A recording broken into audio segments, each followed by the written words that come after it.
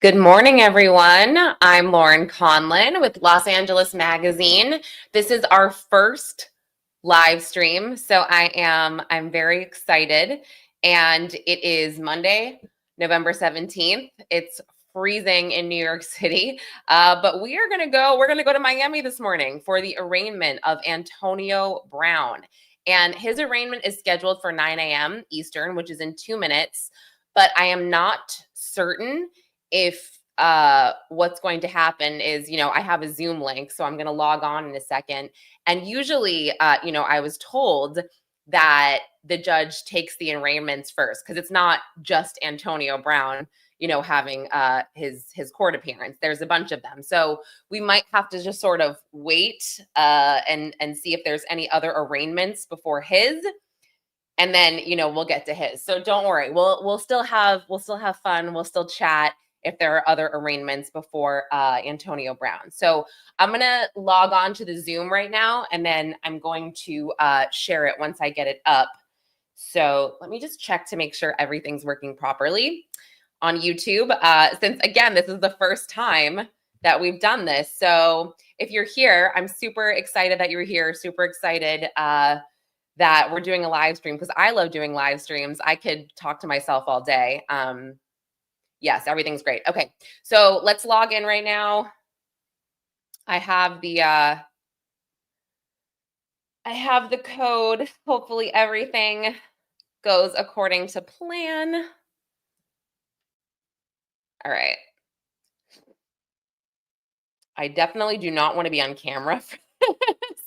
It gives me the option. That's so awkward. I'm going to turn off my audio and video to join. My gosh. Okay. All right. While I'm waiting. Yeah, so Antonio Brown, he is being charged with second-degree attempted red rum. We're going to call it red rum just for the algorithm here. And let's not forget, second-degree attempted red rum with a firearm. And the fact that he allegedly used a firearm, that makes the stakes a lot higher. Okay, hold on. Okay, I said hold on to nobody. Hold on, I'm gonna share this. I got it. Let's present this. I'm gonna share my screen. Here we go. Share the screen.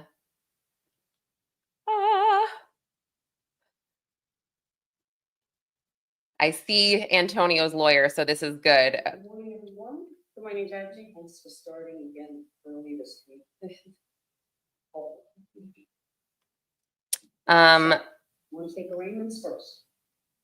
Start with Antonio Brown. Oh, I'm trying to. Stephanie Cruz on behalf of the state on case F2512. Share my screen. How do I do this? Was filed an information charging attempted second-degree murder, a felony in the first degree. I'm tired. There we go. Here we go. Are around 48 months state prison to 30 years state prison with a 20-year minimum mandatory. All right, and for Mr. Brown. Good morning, Your Honor. Nice to see you again. Sorry, Mark Eiglarch on his behalf. Mr. Brown is present on Zoom. We have filed pleadings in this case. There he is. We have filed pleadings in this case, Your Honor. We've entered a not guilty plea, demanded trial by jury, requested all of the evidence pursuant to Rule 3.220, and we would be waiving reading of the charging document at this time. Right, that's fine. Appearance, discovery, you'll be on it? Yes, Judge. I am going to be actually transferring this case to Division 62. Okay? Yes, Judge. Transfer. Which is my division, and we'll take it from start to finish. Fantastic. Looking forward to working with you. You too, sir. We're going to go ahead. How about if I give you a report and status date in, let's try 30 days. Are you going to, or 35 days? Let me see where we are. I'm just going to status date. I'm taking notes. Sorry. We can just have a general discussion about how we're going to move discovery and filing notices, and keeping everything on track. Yes, Judge. Let's see. So, don't know if this is gonna work all, because it's the week of, it's a holiday week, but the 22nd of December. 22nd of December, is that something that would work? Your Honor, I'm standing in for ASA Rivera, who is ASA 1 on the case. I can reach out to her, and if you want to pass the case, if not, I can also readdress it with Just let me know. before that date. Make sure there's 5% copies of everything. Of course. And counsel, will that date work for you? Yes, Your Honor, the 22nd definitely works for December me. 22nd. All right, again, it is a holiday week, so I wanted to check with you all to see that. I'll speak to the prosecutor too. If for some reason it doesn't work for her, we can come up with another date and propose it to Your Honor. Excellent, okay, 12/22 will be for status, report, and we'll start to get organized. Judge, I'm not sure if my client's going to want to appear. I just want to know if his appearance could be waived if we file a waiver. Oh, yes. You as, filed your notice of appearance. Your client does not have to be present, certainly can All be right. present. Again, these status report dates is nothing of substance. Great. Really, it's more scheduling and discovery conversations. And, in the next couple of months, we'll talk about how and when you all want to set the case for trial. Sounds good. Judge, thank you so much. We're grateful. All right, and that'll be at 9 o'clock. Thank you very much, everyone. We'll see you then. Very Fantastic. good, thank you. All right, Jose Consuelo. Okay, that was it. That was very uneventful, but basically, I don't know if you heard that. The minimum sentence that he's facing is 20 years. I literally brought up the Zoom right as the prosecutor was speaking. I was fumbling because I was like, oh my gosh, I didn't realize he was going to be actually first at 9 a.m. Also, very impressed that court was even on time. This judge is very timely. It's 9:04 and his arraignment is finished. So I know it's crazy, Dizzy. So I'm actually going to email, sorry, and my whole household is sick. My son is in the next room with a fever. It's very fun in this house right now. But I'm going to email the attorney that you just saw, Mark Eiglarsh, and just see if he has any type of statement, even though there's nothing really to say, I guess, at this point. So the discovery, et cetera, status hearing is going to be December 22nd. And he basically was like, is it cool if my client waives his appearance there, which is very normal. And the judge had no issue with it. And she said she's going to be transferring the case to Division 62. I got to figure out what that is because I have not been able to access the docket just yet, which is really weird. So I need to figure that out because right now all I have is the probable cause affidavit. And Antonio Brown's attorney, if you caught one of my more recent articles, which I spoke to his attorney exclusively, he said that's wrong. The affidavit says that Brown wrestled a gun from a security guard. And this is a big deal. This is a very different, two separate sides telling very different stories. So the affidavit says he wrestled a gun away from a security guard and then he fired it at his alleged victim, which I am not even going to attempt to pronounce his name. Morning, Derek. And Sal, thank you so much for burning the stage. Yes, my house is gross. My nose is runny. It's bad. But Antonio Brown's attorney says, no. He actually, he had his own weapon and it's a lawful weapon. It's a legal weapon. And the video footage will show you that it supports self-defense. So, yeah, Dizzy, that's what I was thinking as well, that after today, the docket would be available. So I will, you know what, while we're sitting here, I'm just going to email Mark and just be like, wow, that was quick. Anything, that was quick and uneventful. Wow, that was fast and uneventful. And I'm going to say, how is Antonio feeling? Okay. Just emailed. Yeah, I mean, it's funny because I just wanted to add this. I was really excited to live stream this because when I have been in court recently for the MLB and the NBA betting scandals and, illegal poker game scandals. I mean, those arraignments have been very, very detailed. But I think because Antonio Brown has already been in court in New Jersey and then in Florida, or I'm sorry, he was in New Jersey, and that was kind of like his first, appearance where you got all the details where he was extradited from Dubai. Ooh, my girl Anastasia, good morning. Good morning. Happy to see you here. But yeah, that was super quick, super uneventful. And yes, Dizzy, it's Miami-Dade, yeah.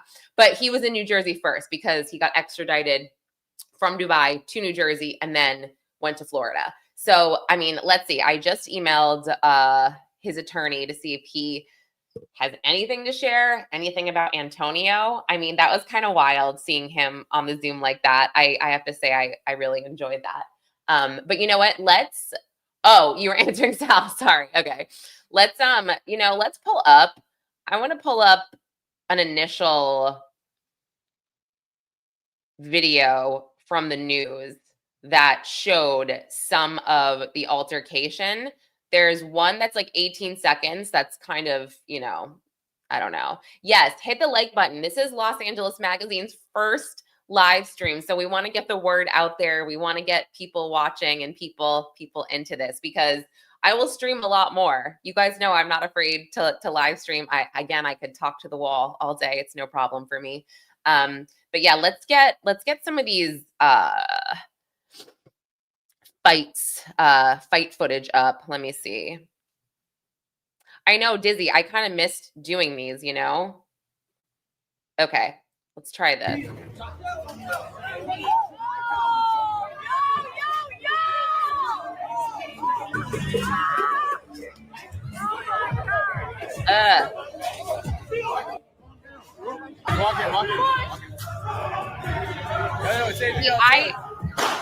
Oh, geez. Yeah, so you definitely heard the guy. See, I can't tell. I honestly, I'm going to be honest, I really can't tell who's.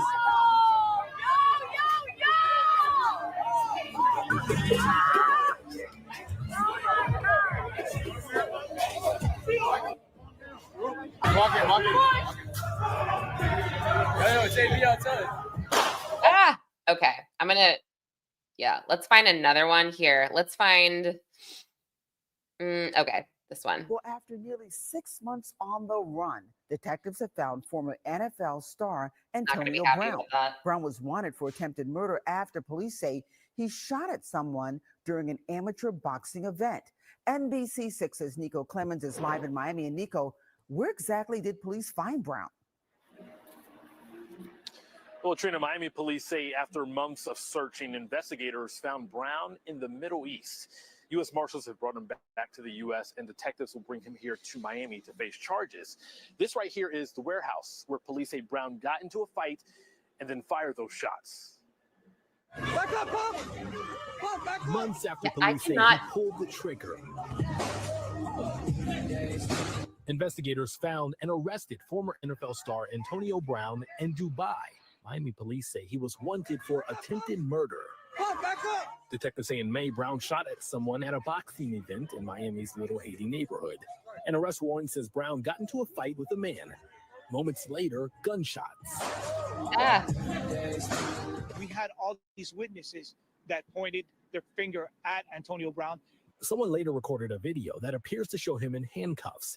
However, investigators say when they searched Brown, they didn't find a gun on him or anyone who was hurt, so they let him go. Investigators say they later watched surveillance and cell phone videos, which showed Brown grabbing a gun off a security officer and going towards the man he just fought. The other man later told detectives Brown shot at him. Miami police say while Brown was on the run, he posted videos to social media. He was kind of like taunting us, like saying, hey, I'm safe here, and that's what we interpreted from those videos. But you know what? He was laughing then. We're getting the last laugh. Oh my goodness. Now ends with detectives preparing to bring Brown back to Miami to face charges. No matter who you are, what power or what money you have, if you commit a crime in the city of Miami, we're going to identify you, we're going to locate you, and we're going to bring you to justice. So right now, Brown isn't here in South Florida. He's in New Jersey. That's where U.S. Marshals brought him. But again, detectives will bring him here. We will let you know when that happens and when he has to face those attempted murder charges. Okay, sorry, I was gonna sneeze for a second. That was coming. So I guess I'm slightly confused by the video footage. I don't know if you guys could see it very clearly, but I've seen people say online, no, it's so obvious. It's self-defense. Maybe it is. I'm just having a hard time following that melee. That's just me. Also, I mean, law enforcement seems pretty confident. You know, you heard him say that, oh, we saw on the video footage, he wrestled this gun from a security guard. And then again, I mentioned his lawyer is like, no, it was his own lawful weapon and it was self-defense. Maybe he did wrestle a gun from a security guard, but he didn't fire it. The security guard, his name is in the affidavit. I have a feeling he's going to be a star witness in this case. But I just couldn't tell from the footage, but let me know if I'm completely crazy here. Also, if you caught my whatchamacallit, my last article or latest article that I mentioned on LA Mag. So his lawyer goes into the fact that somebody else was running Antonio Brown's social media that they have since fired. So all of the posts that you see are not always him. Because I specifically asked, I was just like, you know, he kind of posts and says things that maybe I wouldn't say if I was being charged with a crazy crime like this. And he just like, no, that's not all him. We have since fired this person. So, I mean, you know, I don't know which post they are attributing to him, but, you know, I guess we'll wait and see because I have a feeling that would come out in court. I mean, the fact that he was possibly posting about his alleged victim back in June, you know, that could go to motive, I guess. Like, hey, you know, I didn't do this, right? I'm saying I didn't do this, but I would have a reason, hence why I'm posting about this guy, because they have a history. So, and yes, totally, Anastasia. Obviously, yeah, from Karen Reed, we've learned that we can't always trust cops. And I thought that was very aggressive of that cop. I don't know about you guys, but he was very, I mean, I guess it's kind of like we're never happy as reporters because normally cops won't talk to us. He was kind of over talking and oversharing. And I'm kind of like, whoa, innocent until proven guilty. But yeah, that just proves like, we're never happy here. It's either like you talk too much or you don't talk at all and we're not satisfied. But yeah, let me also, sorry, I'm going to hide this. And yeah, so, right. AB, we know that he kind of has this erratic history, but as I pointed out the other day, in this particular case, and because it's Florida, the stakes are very, very high. So I had pointed out that per Florida law, and, you know, I thought about this too, because if you followed the Ashley Benefield trial, which was the Black Swan trial, she was convicted of red rumming her husband. Sorry. Algorithm, red rumming her husband. But she, you know, she was facing additional years in prison because of the weapon, the firearm. So again, the media, we've kind of been reporting that he is facing up to 15 years in prison. And that would have been accurate if the state wasn't alleging that a firearm was discharged. So attempted second-degree murder without the discharge of a firearm is a second-degree felony punishable by the 15 years in prison.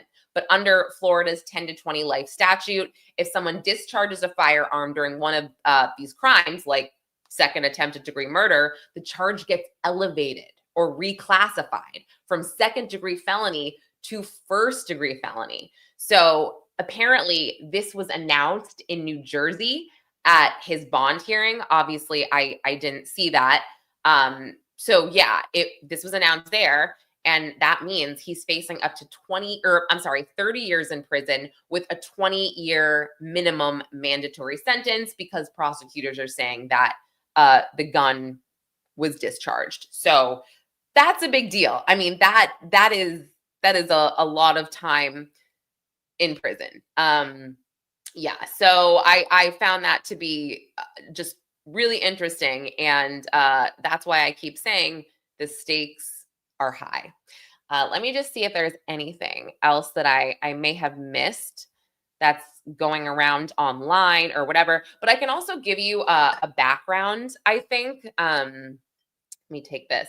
So also a background between Antonio Brown and this alleged victim. And I don't know why I'm saying alleged victim. He wasn't hurt. A bullet, or I guess basically he said a bullet grazed his neck. But of course, Antonio Brown and his lawyers are saying that never happened. But this guy and Brown, they have a history. And also, this guy, he does have a rap sheet. He was actually arrested at the Super Bowl last year. I'll try to say his name. I have a very hard time with it. Zulkarnain Kwame Nantambu. There you go. You don't want me to say that again. Believe me. You really don't want me to say that. So that guy, Nantambu, he was arrested at the Super Bowl for running across the field, and he was holding some kind of Gaza sign. And yeah, he was arrested then. And also, he basically he loaned, or there's a whole Antonio Brown they were locked in some kind of civil suit, and he was found liable for a piece of jewelry that this guy allegedly loaned him. Antonio Brown never returned it, again, allegedly. And I say that because it was reversed. The amount of money that he was on the hook for, Antonio Brown, to pay this guy for this jewelry, reversed, and he ended up not owing him anything. So they had been locked into some kind of civil suit previously that never amounted to anything. So they definitely have beef. So that, I guess, would provide motive for the prosecution to say, nope, he definitely could have done this. So yeah, I mean, I am very interested in this case. I find it to be very nuanced. I find both sides. Sorry, I feel like I'm going to sneeze again. I feel like I have a tickle right here. Sorry. Let me just take a minute. But I do. I find both sides to be, yeah, very nuanced and very sure of themselves in what they're saying. There's not any record, I guess, of violence, Dizzy, between the two of them that I have seen, but clearly there is a history here, a very, extensive history. So thanks, Anastasia. Yes, hit the like, all 7 of you, please. We'll get there, guys, right? We'll get there. I mean, what's the saying? Rome wasn't built in a day. That's so stupid. Sorry. I also would like to talk Pat Bev. I was going to do the LA Mag Daily podcast on Pat Bev, and I still will do that. But this is another case where I am super just invested in. I'm super fascinated by I guess I'm fascinated by the cases that are not open and shut, where it's like there are two very obvious sides and they are saying much different things. So yeah, let me refresh Pat Bev right now in Texas. So in Texas, this is kind of like Indiana, you have to FOIA request for the probable cause stuff. Or, you obviously can wait to see when it's posted, but nothing was posted yet. The only thing that was posted was the affidavit, which is basically has his signature. Let's see. And Texas is Central Time, so they're behind. So I guarantee it won't be posted yet, but I bet it'll be posted today. So yes, this is the case type for Pat Bev. You know what? I'll just share it and I'll just change the Yeah, let me know. We can go back to Antonio Brown if Mark. Oh wait, Mark emailed me back. Okay. And I will put this in an article a bit later. But this is what Mark had to say about Antonio Brown. It says he feels extremely positive and is optimistic about where this case is headed. He has full confidence in me and knows that I will do all I can to make sure justice is served. Yeah, I mean, if you caught some of the Zoom, the judge seemed really nice, really fair, really easygoing. And I mean, his lawyer, Mark, was very, very polite, very, just very to the point. I like that he just kind of said it all out there. He said, you know, we request this, this, and this, and we waive the reading of the indictment because normally the judge has to ask all these questions and it takes longer. Mark is clearly a pro. He's like, I know what's coming. I am not going to waste anyone's time here. So yeah, that was good. All right, so I'll do a recap on that later for LA Mag. So you can go to the website and you can check the article. But let's you know what? Let's change this banner and let's talk about the Patrick Beverley arrest. Former NBA Patrick Beverley arrest, because this is really interesting and again very nuanced to me, but I want to go and I want to share his statement. Okay, the statement is very, very important, and Dizzy and Sal, you guys know I am obsessed with statement analysis. We love Jack Fox, right? I loved my dear friend, Peter Hyatt, who I was fortunate enough to take a training course with him before he passed away. Where the hell is the statement? But they both have taught me so much, as well as Paul Maladay, who worked for Peter as well. All right, let's get this up. The Pat Beverley.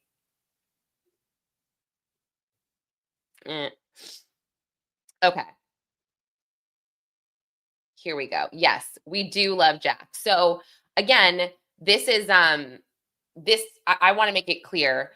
Pat Beverley, you know, this case, to my knowledge, has not gone in front of a grand jury or anything like that. He has been charged, and I will tell you exactly what he has been charged with.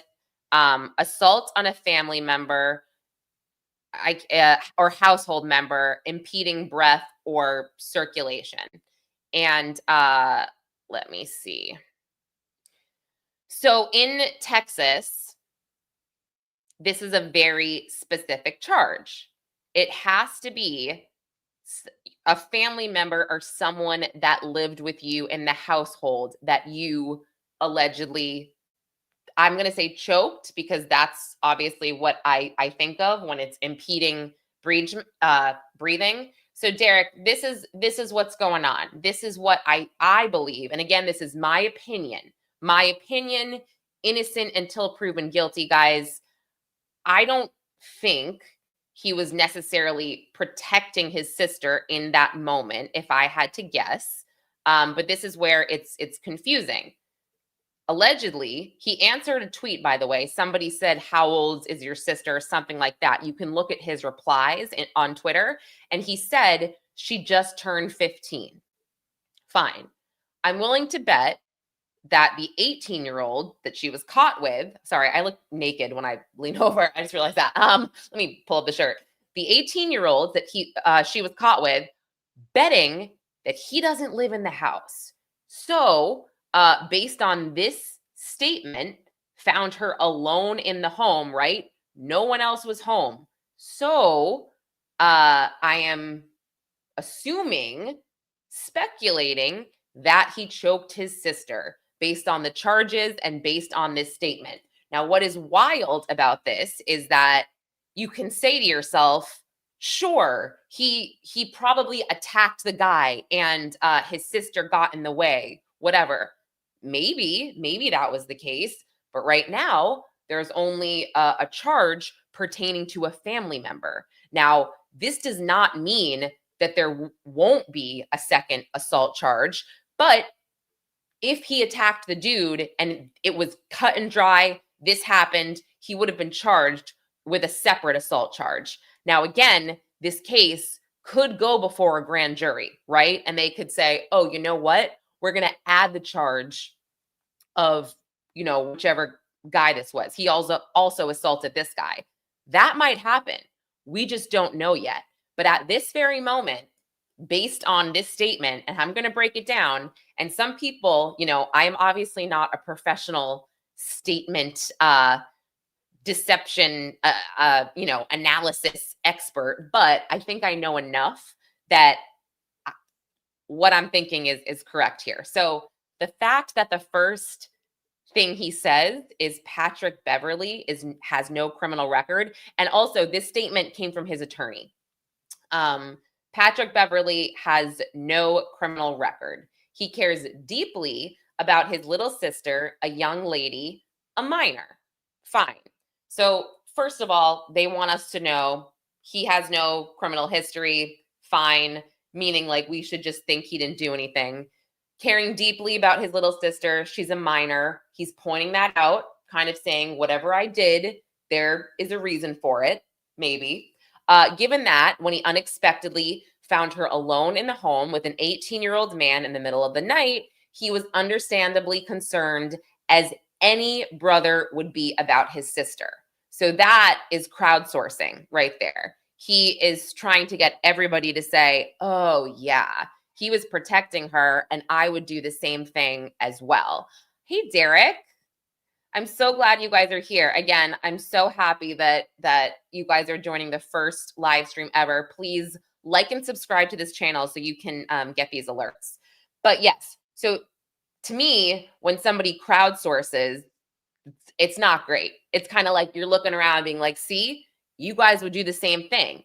And also, in my opinion, some of the dummies fell for it, because you saw some of the comments saying, oh, yeah, I'm totally with Pat Bev on this. I would have flipped out too. Yes, of course. But it sounds like, again, not confirmed, it sounds like he flipped on his sister, right? So far. So then going down, it says, however, we don't believe what followed happened the way it's been described, and we look forward to the opportunity to address that in court. Okay. You don't believe what followed happened the way it's been described. So there is not a full denial here, right? I don't see anywhere that says, but I did not lay a hand on my sister. I did not touch her. I did not, no. They are saying what's going to come out in the probable cause affidavit is going to describe, here, I'll make myself a little bigger. I feel like, okay, sorry. It's like my big face. Yeah, I believe what's going to come out in the probable cause affidavit, which hopefully will be today, is going to be bad. It's going to be violent. And again, this is just my opinion. He is innocent until proven guilty. He's unindicted at this point as well. However, based on his statement saying, we believe what you're about to hear, it didn't go down that way. Okay, that's fine. Also, I don't know if you guys noticed, but he was tweeting as well this weekend about, I'm guessing football or like whatever. I don't know. I'm the worst with sports. So I'm assuming football. But let's go back to some questions that I have. And I don't know if you guys in the chat maybe know some of this stuff, but some of my questions here. So number one, when I reached out to the press officer, she let me know this altercation took place at 3:50 a.m. or basically that's when the police were called to the scene. 3:50 a.m. What? Okay, fine. So you could ask yourself, Pat Bev is just walking into his house, in the middle of the night. I don't know what was going on. Was he traveling, coming back from a flight? Was he out? I don't know. Number two, does he have custody of her? I did creep on their mother's Instagram, Lisa Beverly. Yeah. Did I say that? I don't even know if I said, yeah, 3:50 a.m. Yeah. So I don't understand, like, if he has custody of her, if their mom has custody. I'm not sure, but it just seems weird, and it does seem a little irresponsible, right? Actually, or does it? Do you stay home alone overnight at 15? I guess maybe you do. I don't know. Did I? I don't think I did at 15, but I guess it wouldn't be that weird. I'm just curious why she would be left alone to her own devices, because as a teenager, I mean, I wasn't perfect. I got into some trouble as well, but like, what do you expect, right? You're a teenager. Teenagers rebel sometimes. But it sounds like she was maybe in bed or on a couch or whatever. Maybe she fell asleep next to this guy. He walked in, and that's what happened. So yeah, I'm not positive, but that's where I also have a lot of questions. So it's a weird one, and I'm really invested, because it's kind of like it's definitely not to the degree of Mark Sanchez, but it's a felony. It's a 3rd-degree felony, and it carries a prison term of 2 to 10 years and a fine. So I want to know the truth. I want the probable cause affidavit, because right now all I've had is, his statement and just what I've kind of put together from the PIO.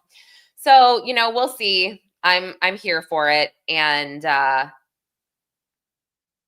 I was just looking at my emails too. Okay. Interesting. Yes, I was looking at my emails just to make sure I didn't miss anything from Antonio's lawyer. And I can show you guys. Oh, oops. I got an error on the public access. All right. Yeah, it's still not ready yet. I have a feeling that it won't be ready again until like probably this afternoon. But yeah, because Texas is what is it? An hour behind Eastern time? Yeah, I think it's an hour. So yeah, and then I don't think I'm going to be able to make this today, but this is so crazy. Then maybe I'll do a video on this for the morning daily pod. This is a crazy case out of Brooklyn, the Eastern District of Brooklyn. So let me find. Hold on, what's his name? John. He does press for. Okay, so I'll take this banner down for a minute. But out of the Eastern District of Brooklyn today, there is a plea. And again, I really was planning to go and cover, but I have a sick child in the other room. So I don't know what's going to happen there if I don't know, whatever. So this is, again, I had never heard of this. The maniac murder cult leader. Have you guys heard of this? I can't pronounce his name. It's a Russian name. When this all went down, he was extradited from Russia, but they've also called him the Commander Butcher. He's the leader of a white supremacist group called the Maniac Murder Cult, and he's charged with soliciting hate crimes. And let me see. Thanks, Anastasia. Yeah, he needs to feel better. I need him to go to school. So, and by the way, he's like in heaven. He's watching YouTube and like eating popsicles. But yeah, so he's pleading out today. I had never heard of this. This guy was so sick that he basically, there was an undercover Fed, and he was kind of acting like he was this cult leader. And he told him that he had to dress up like Santa Claus and hand out candy to Jewish kids that was poisoned with rat poison, basically, to wipe out, part of the population that he deemed not acceptable. Yeah. And there's other really, really sick stuff. I was like, wait, I'm sorry, what? And he's only 21 years old. So I was like, oh my gosh, I don't even know what the deal he made was, but he was extradited from Russia in May. So he's been working out this plea deal. But I mean, Dizzy, so you had heard of this guy or this case? Why did I not hear about it? I know, it's nuts. I should find the indictment. It's I was just reading about it on the Eastern District website and what the press guy said, but I was like, oh my gosh. Wait, even the UK labeled him. Yeah, it's serious. So he had all these plans, I guess, that he was going to carry out with members of his cult, but luckily it was infiltrated by undercover federal agents. Now, this is when I'm like, okay, good job, feds. And I know that sounds horrible. Sorry, horrible. But like with some of the betting stuff, I'm just like, okay, relax a little. You're very proud of yourself, but I know this is allegedly, what happened, illegal behavior. I don't feel that much safer that you're spending all this time on taking down these athletes, taking down the mob, which fine, the mob, I'll just say it, the mob doesn't red rum people anymore, okay? They do this stuff allegedly. But yeah, I don't feel like I'm walking down the street and I'm that much safer. So I kind of wish they would just like calm down a little bit. But let me just find one more thing about the murder cult guy because it's so crazy. ENY, there we go. So yeah, they call him the Commander Butcher. I just can't. Oh my gosh.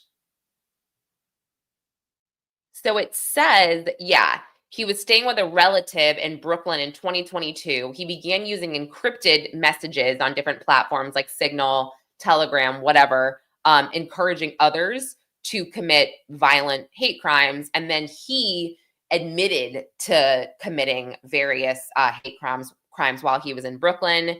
And then basically an undercover Fed contacted him on Signal or, Telegram when he got word, and he claimed to be like this prospective recruit for him. And he's like, yeah, I'll do whatever. So then in 2023, he allegedly asked this employee to commit acts of mass violence, like bombings and arsons at temples and whatever. And then the whole Santa Claus thing, handing out candy laced with rat poison.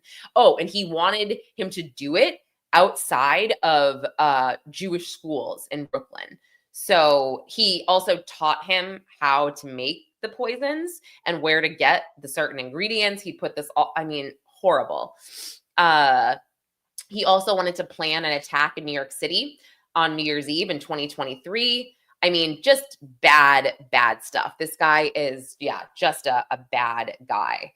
So yeah, but he apparently is not getting sentenced today, but he's pleading out.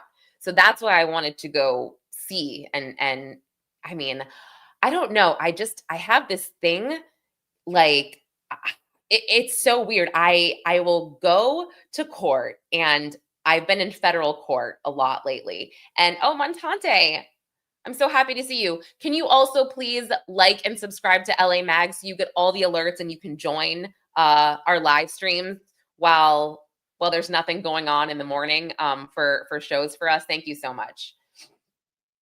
Right. And Dizzy, so he pled not guilty, but now I'm just confused at what's going on. So anyway, so I was just discussing when I am in federal court here, I feel like it's tough sometimes because I'm trying to take notes, don't have a phone. I'm trying to, focus on the defendant here. But as far as me being in court and like hearing some of these cases, I have been in the courtroom once with 4 murderers. This is in Oklahoma for the Kansas mom's case. And that was really scary. I didn't sleep for a long time. Really, I didn't. I've been in the court with Luigi Mangione, who is an alleged murderer. I didn't get the same vibes that I got in Oklahoma, where I felt like I was in the presence of pure evil. With Mangione, I felt like I was in the presence of a really troubled kid. But in Oklahoma, I was terrified. So in Brooklyn, I have yet to be in court with somebody that I have felt is just pure evil. And I feel like this guy, the maniac murder cult guy, he would be it. And that sounds messed up, right? That sounds super messed up of me to say that I want to be in court with, a murderer. And I don't. I love how I'm like, I'm not going to say that word because it's going to mess up the algorithm, but here I am saying it. So whatever. So yeah. So and yes, that was a really tough case, Dizzy, the Kansas mom's case. And by the way, it's not over. That case is actually 2 of the defendants are going to trial in June. The grandma who was the alleged mastermind of that entire case, the red rum of 2 women, including the mother of her grandkids.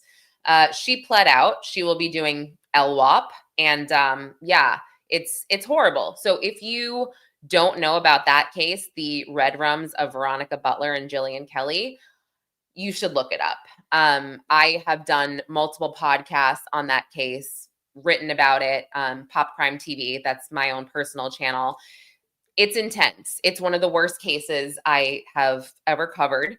And you can also watch an episode of Dizzy. What was that show that I'm like, I was a part of it.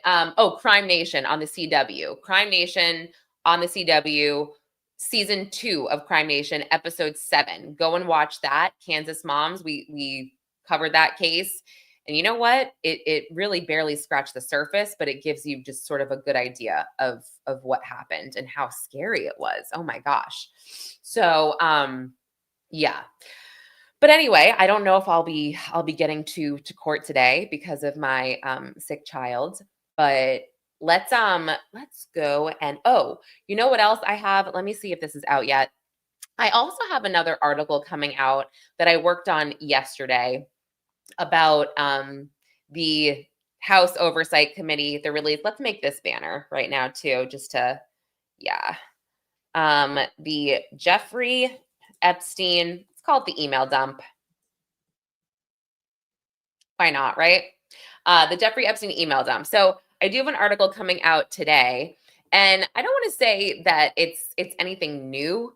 I guess it's nothing groundbreaking, nothing new. But I find that if you have just been reading the headlines about the email dumps, they are really implicating Trump here.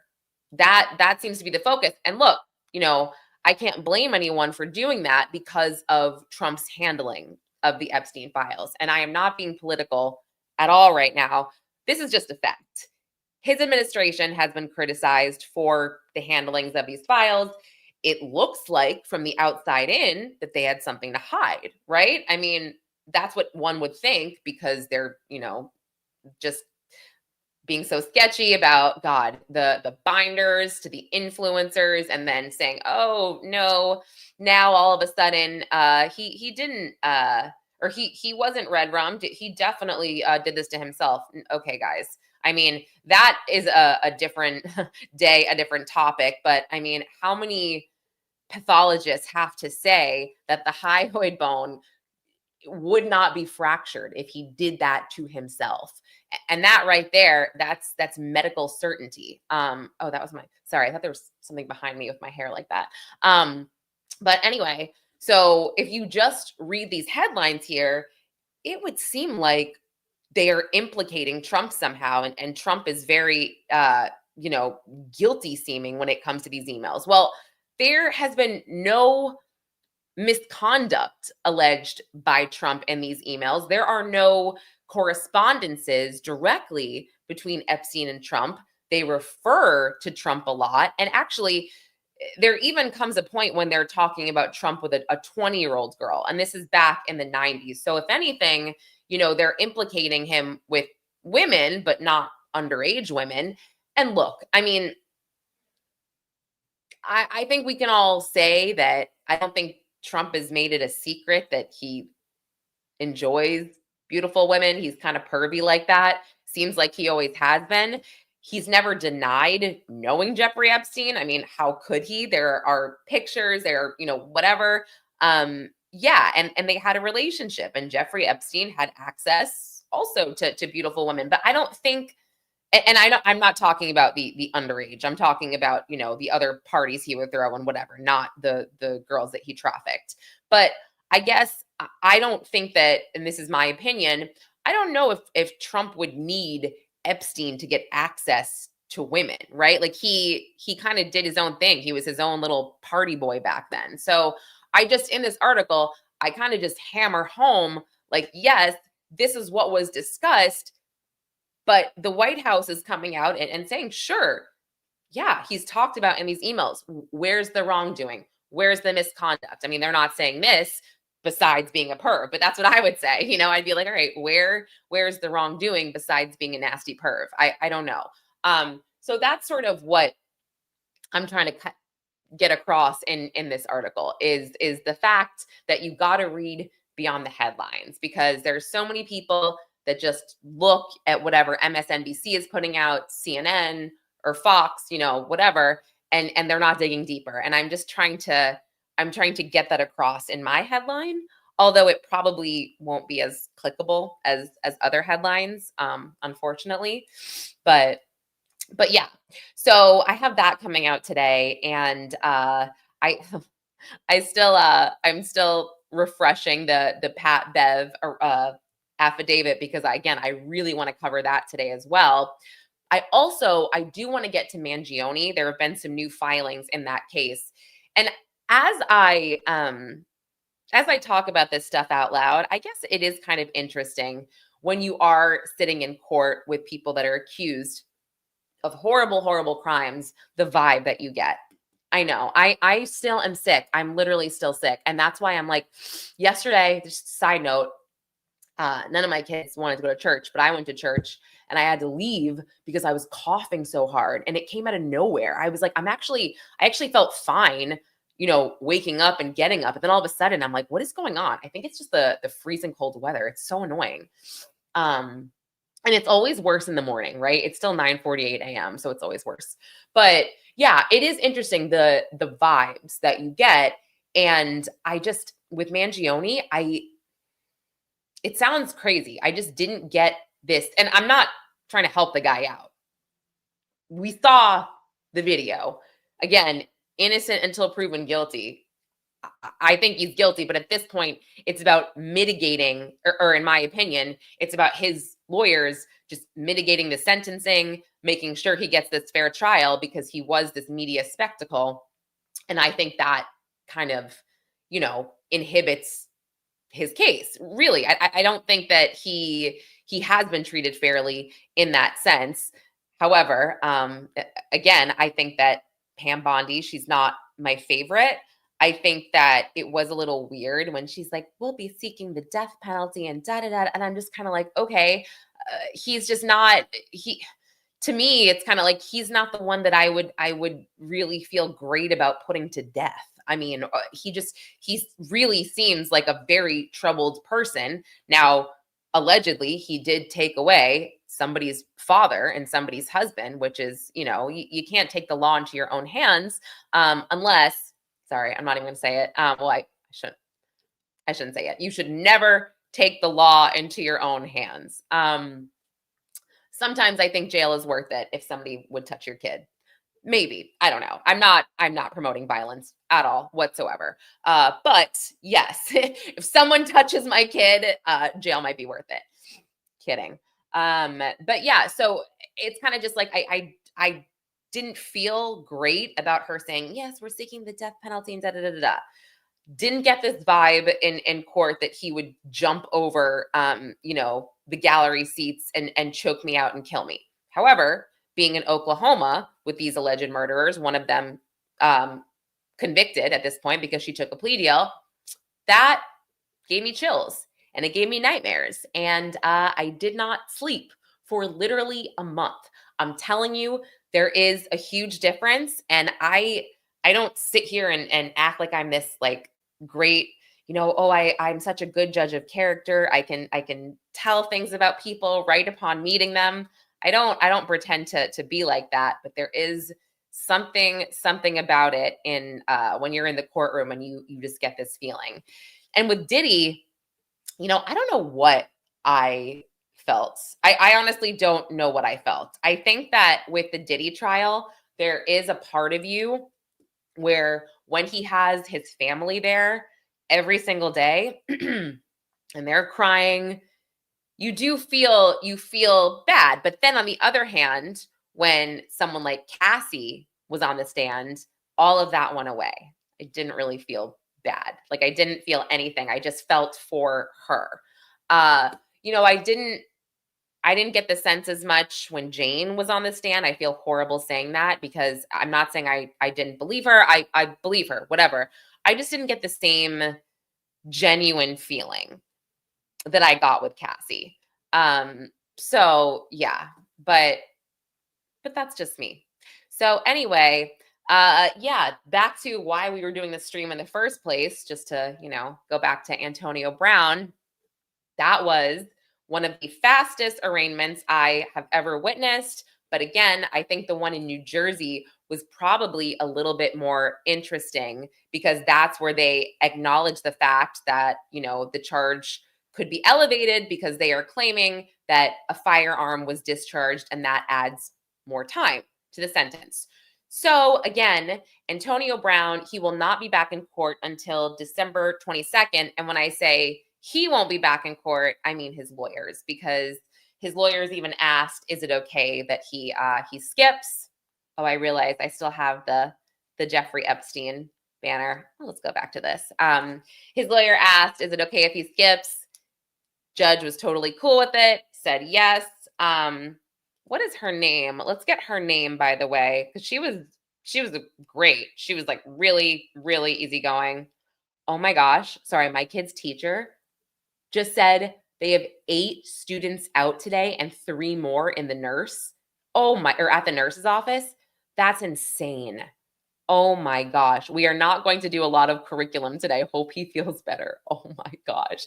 That's crazy. There is like this family, or not family, it's like a second grade family WhatsApp chat. And I did see a lot of the parents were saying that their kids had, because his fever was 103 at one point, and he doesn't have COVID. He doesn't have strep. So it's just weird. I'm like, what is going on? And that's what a bunch of the parents said. But what is going around? That's insane. That's 11 kids that are out in the class, and there's 30 kids in his class. Also, it's my kid's first year at the public school by us, so I'm just getting used to the crazy illnesses that go through the public school system.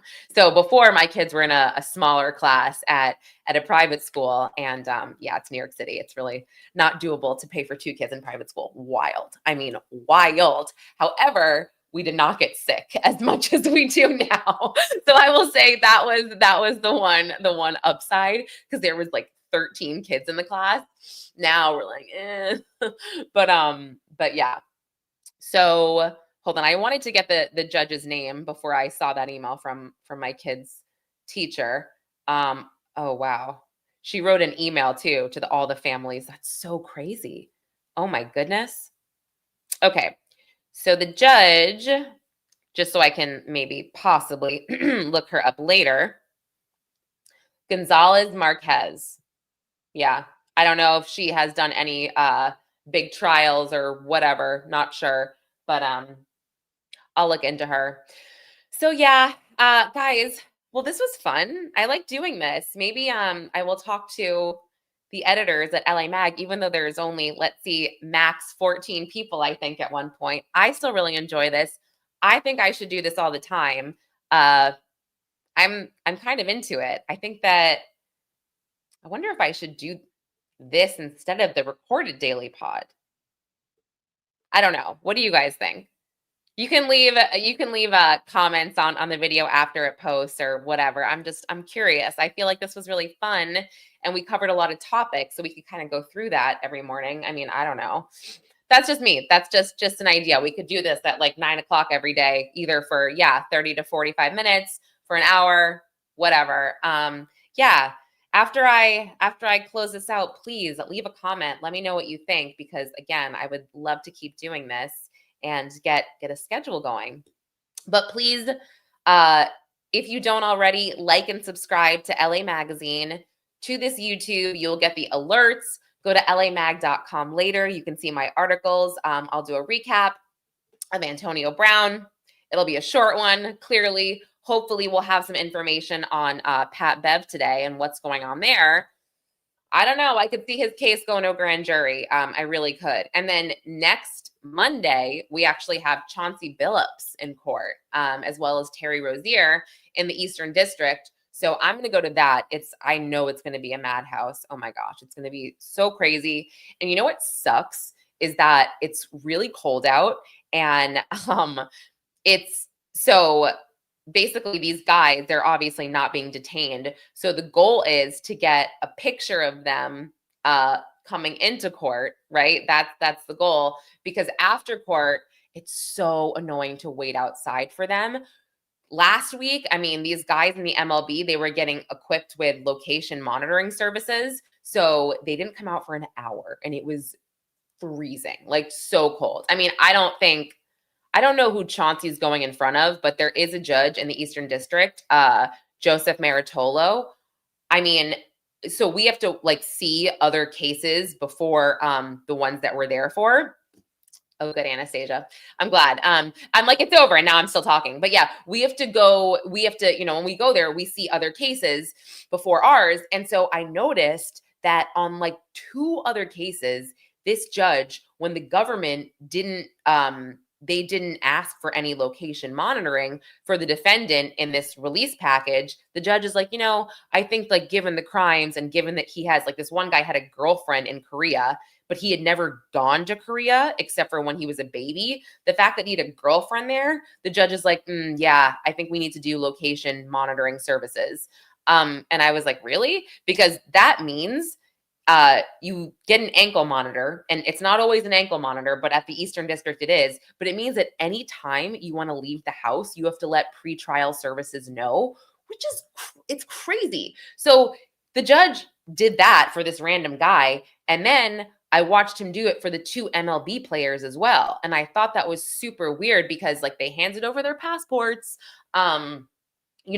and again, the government was not asking for any type of location monitoring services. So the weirdo in me, I was like, is there like a private company that the federal courts use for these location monitoring services that, he would have some kind of stake in? But no, they use, it's a federal system. It's not a private system. But I couldn't help be like, why is this guy so obsessed? Why is this judge so obsessed with location monitoring? I was like, and waiting outside there, I remember watching the other guy, the Korean guy, his lawyer, come down after we had already waited for like 30 minutes. And I was like, oh my gosh, this means that Emmanuel Class A hasn't even gotten his, his GPS on yet. I was like, oh my God. So we're going to be here at least another hour. Yeah, Dizzy, that's what I was wondering. I was like, is there some kind of like, I don't know, but I don't think so because it's a federal system. But it was definitely weird. So anyway, if I do figure something out, or maybe my husband can come home or something, I will go to the Maniac Murder Cult plea, I guess. What do you call that? Plea out? I don't even know. I will go to that, but we'll see. I'm very interested, but I don't know. My kids need to get better. So yeah. Anyway, thanks guys for being here. I really appreciate it. This was so much fun. And I you know what? I'm going to do another one this week. I'm going to figure it out, do another one. Oh, because I think Mark Sanchez has a hearing this week, so I can stream that. So yeah, we'll see. All right. Thanks everyone. I'll see you later. Okay. Everyone have a great day.